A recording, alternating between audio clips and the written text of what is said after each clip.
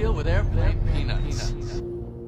Over the past couple of years, the list of massive venues being sold out by comedians just keeps on growing. From Madison Square Garden, Fenway Park, and Dodger Stadium to back-to-back nights in NBA arenas. There's never been more comics doing shows of this magnitude in the history of stand-up comedy. Just cool to see jokes in an arena. In this video, not only are we going to be taking a look at Andrew Schultz's back-to-back sold-out shows in the Toronto Raptors arena last weekend, and Kill Tony already selling out 2 shows in HEB arena this January, but we'll also run down the full list of current arena acts in stand-up and what comedy fans should expect when attending these massive shows. He's like, I'm so sorry to say this, but we can't do Kill Tony on that Sunday because we're only doing it in Austin now. And blah, blah, blah, blah, blah, and a bunch of other stuff. Blah, blah, blah, we're an arena act. Yeah. Blah, blah, blah. Sold out arenas in our hometown. I know, I was trying to save you from looking like a douchebag.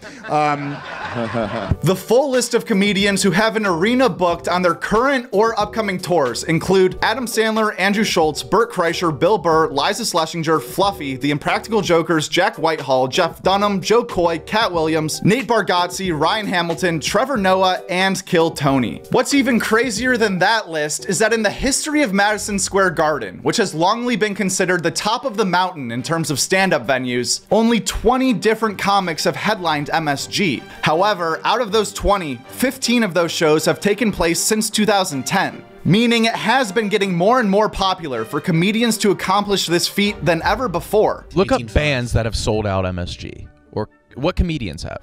Chappelle, Louis, Yeah, like Chappelle, Chris Rock, John Mulaney. Yeah. Z's sold it out once. Whoa. Who's more famous, Bert Kreischer or Dave Portnoy? Bert Kreischer. Dude, Bert Kreischer does arenas in like Australia. Barstool's huge, dude. It would be like, Dude, there's people that have so many followers who couldn't sell at MSG. I don't think there's like. Do you think that like there's a lot of Barstool? I know, I'm aware. Yeah, you're probably right. He probably could sell it out.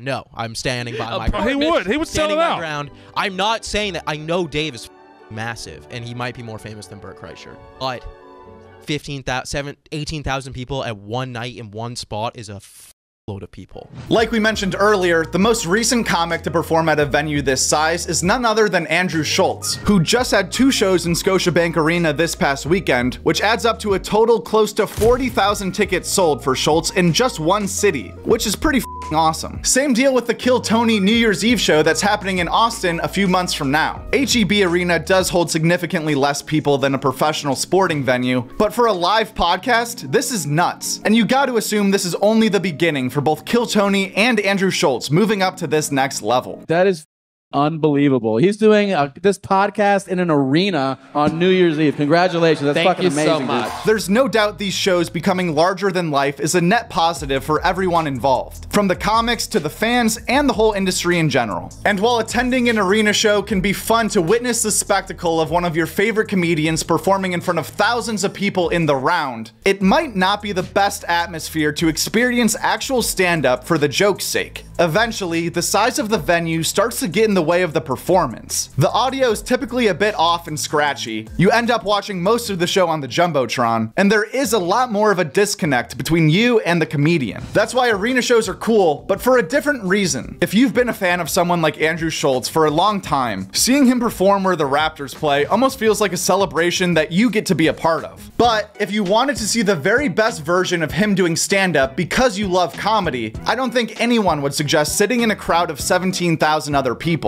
Getting to see someone in a club or a theater is bound to be a better show. The seats are tighter, the ceilings are lower, the sound is better, and it's easier to truly lock into the performance and watch the comedian on stage. Obviously, everyone has their own preferences at the end of the day, so I would definitely recommend going to see live comedy at as many different venues as possible to form your own idea of what you prefer. Guest spots from last week: The Joe Rogan Experience had on Eddie Bravo, Steve Strope, and Joe List. Two Bears, One Cave was Bert and Cypher Sounds. Kill Tony this week was with Adam Ray / Dr. Phil and Sam Talent. YMH talked with Danny Brown. We Might Be Drunk had on Roy Wood Jr. Matt and Shane's Secret Podcast was Just the Boys. Are You Garbage had a hilarious 2 episodes with Rich Voss and Sam Morrill. Taste Buds invited Anthony Bowens on the show to battle Waffle House vs. Denny's. Jake Johnson was a guest on Whiskey Ginger. El Presidente made his second appearance on Flagrant. And Bad Friends sat down with Oliver Tree. It's a fucking extra little. You know what loop, people do that aren't happy with? A black Pageria. Look at that.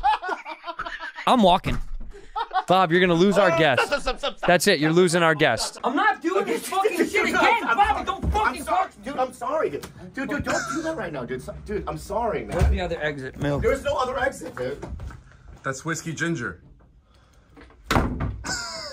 I told you this was gonna happen. Well, why'd you egg him on? I just said a hint. I didn't say. He literally called me before the show and was like, he's gonna fucking walk. Why are you making him walk? Hey, honestly, Oliver. Apologize. Oliver. That's Andrews. He's gonna be mad. Andrew, he literally took your golf bag. I can't do this fucking shit anymore. I come here, I'm just literally trying to be the nicest fucking guy. This past weekend with Theo Vaughn had on Robert Kennedy Jr. The Tim Dillon Show talked with Dan Soder. Dan was also the guest on Burtcast. The Blocks Podcast had on Tony Hawk. Louis J. Gomez went on OnlyFans. Tyso celebrated episode number 15 with Adam Ray. Tiger Belly had on Steph Telev. Being Ian with Jordan welcomed Graham K. Jeffrey Asmus visited Stavi's World. Douglas Murray made it to the Boys Cast. And Fred Armisen was the guest on the Harland Highway. As far as new stand-up specials are either out right now or coming out soon, Country Wayne brings his larger-than-life family tales to Netflix with his debut special, A Woman's Prayer, giving all of us a hilarious insight into his journey as a father of 10. We also had 30 Minutes with Rich Voss, the final installment of the 30 Minutes With series produced by Gas Digital, a series that also featured specials from Kurt Metzger, Louis J. Gomez, Dave Smith, Colin Terrell, and Jordan Jensen, which can all be found on each of their individual YouTube channels. Speaking of Gas Digital helping produce specials for other comedians, Joe Zimmerman released his new special, Cult Classic, over on Nate Bargatze's Nateland YouTube channel, making this the third YouTube special released this year by Nateland. Thank you, Asheville. Best crowds in the world right here in Asheville, North Carolina. And I say that everywhere I go. I was just in Atlanta. I was like, best crowds in the world, Asheville, North Carolina.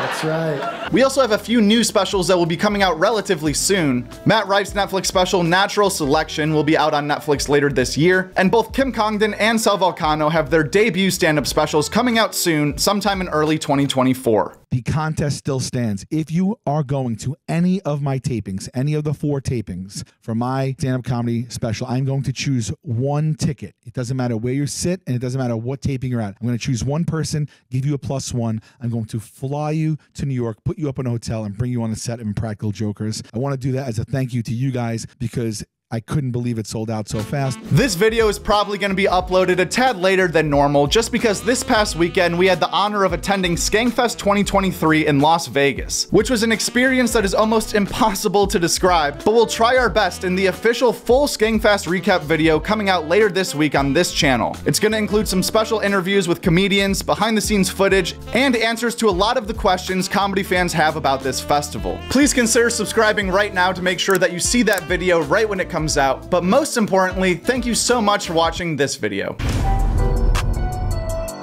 At Joke World. That's it, at Joke World. And the world is WRLD.